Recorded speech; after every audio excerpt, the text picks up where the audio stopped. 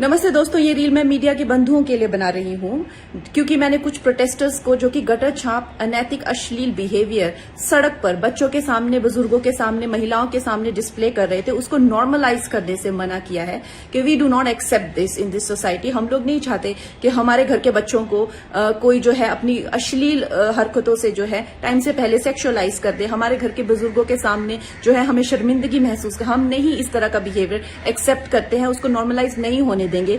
तो मीडिया जो है मेरे खिलाफ गैंगअप कर रही है और ये नहीं बताएगी कि जैसे स्काई रूट जैसे स्टार्टअप की मैंने कितनी बड़ाई की, हमारे देश के जेनजी जो हमें इतनी ऊंचाइयों पे लेके जा रहे हैं, नीट के छात्रों को मैंने खुद स्वयं जो है कितनी बधाई दी। और ऐसे बच्चे जो कि अपने परिवार की जिम्मेदारियां उठा रहे हैं, हमारी टीम में भी ऐसे बच्चे हैं, हमारे घरों में रिश्तेदारी में भी जेनजी भाई बहन हैं जो कि हमारे बड़े काम संपन्न करते हैं, लेकिन कुछ चंद फॉलोअर्स के लिए और चंद कमेंट्स के लिए और कुछ लाइक्स के लिए ये मीडिया वाले इतने ज्यादा बिक चुके हैं।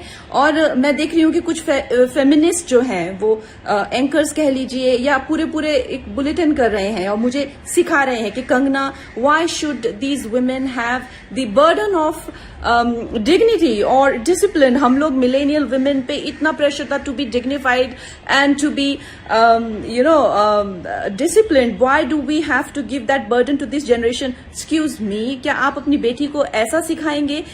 डिसिप्लिन में रहना या मर्यादाओं में रहना कोई चॉइस नहीं है। भौंडा प्रदर्शन तो हर कोई करना चाहेगा, लेकिन अगर आपको समाज में रहना है और संविधान के हिसाब से आपको चलना पड़ेगा, जिसका मतलब है कि आपकी आजादी वहां खत्म हो जाती है जहां मेरे नाक और कान शुरू होते हैं। तो आप भौंडे बनकर सिर्फ अपने कमरे में रह सकते हैं, बाहर आकर आप मेरे आराध्य, चाहे आपको मेरे माता पिता के लिए कोई सेंटिमेंट ना हो, मेरे घर के बच्चों के लिए कोई आपको भावना ना हो, उसका मतलब ये नहीं है कि आप उनको सड़क पर सेक्सुअल गालियां देंगे, उनके मान को हानि करेंगे। मेरे आराध्य, मेरे भगवान हो, चाहे मेरे नेता हो, प्रधानमंत्री जी से जो है लोग उनको एग्जाम बडी कहते हैं बच्चे, उनके साथ में कितने लोगों की भावनाएं, कोई उनको लीडर मानता है, कोई उनको दोस्त मानता है, कोई उनको परिवारजन मानता है, कोई उनको भगवान मानता है। उसी तरह से आप किसी की फीलिंग्स हर्ट नहीं कर सकते हैं। ये कोई कूल बनना नहीं है, ये एक बेसिक सिविक सेंस है और अगर आपको ये नहीं आती है तो आपको सीखना पड़ेगा।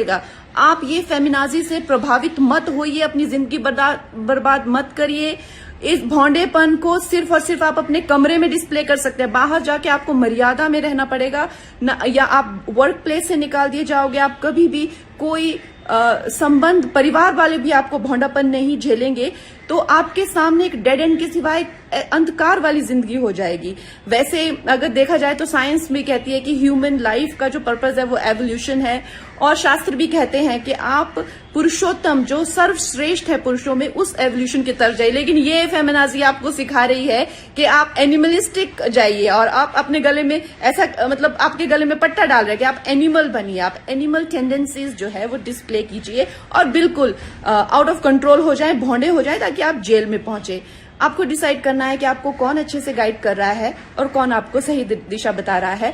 मैं यही कहूंगी जो मैंने अपने बड़ों से सीखा है और जिन्होंने मुझे गुरुओं ने जो मुझे ज्ञान दिया है वो यही है कि ये हमें जो जीवन मिला है वो इवॉल्व होने के लिए मिला है, रिग्रेस होने के लिए नहीं मिला है एनिमलिस्टिक टेंडेंसीज में। सो आप प्लीज इवॉल्व होइए और सबको गुरु पूर्णिमा की बहुत शुभकामनाएं।